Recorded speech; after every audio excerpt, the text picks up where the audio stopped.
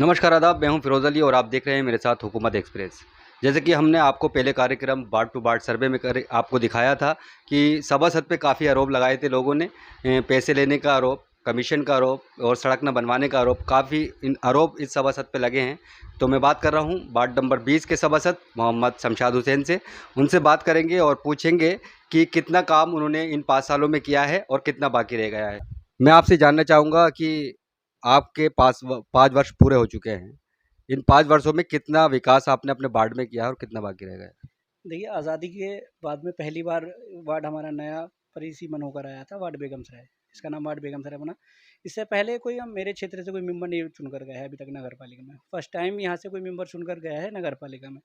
अच्छा, पहले कोई मेंबर जो भी रहे, वो हमारे क्षेत्र से नहीं रहे हैं, अन्य वार्ड से रहे। वो इसका अंश हमेशा जुड़कर रहा और पहली बार ही मौजूदा हालत में बेगमसराय वार्ड बना है।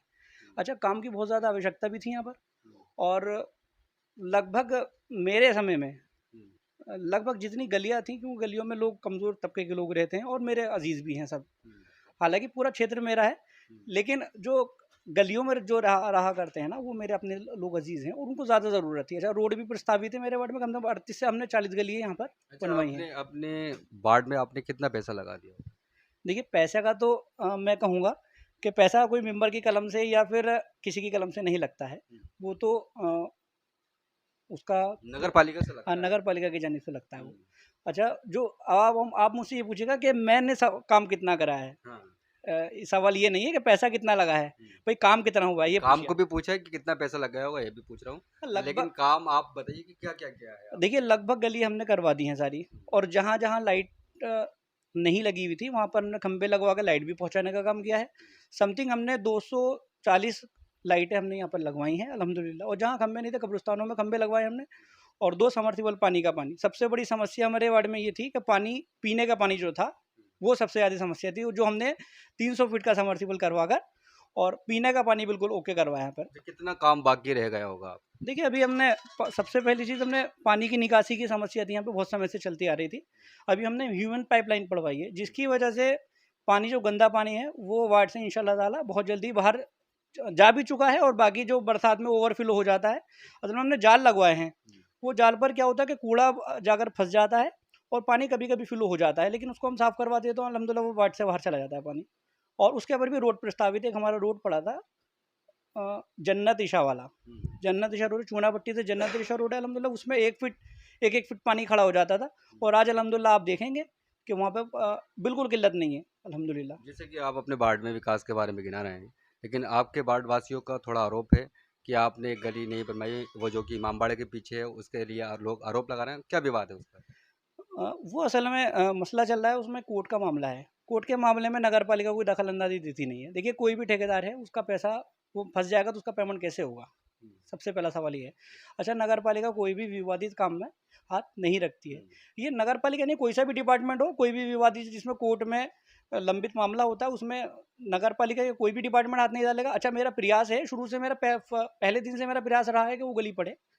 एक आरोप ये भी है कि जो आपने सिविल लाइन पढ़वाई है, जी, जी। इस रोड पर बरसात में पानी खड़ा हो जाता है, लोगों के घरों में घुस जाता है, काफ़ी परेशानी पड़ती है। क्या मामला है इस रोड का? देखिए, रोड जो था, जब आप घर तोड़ते हैं तो नए तरीके से जब घर बनाएँगे तो सबसे पहले उसको तोड़ा जाता है।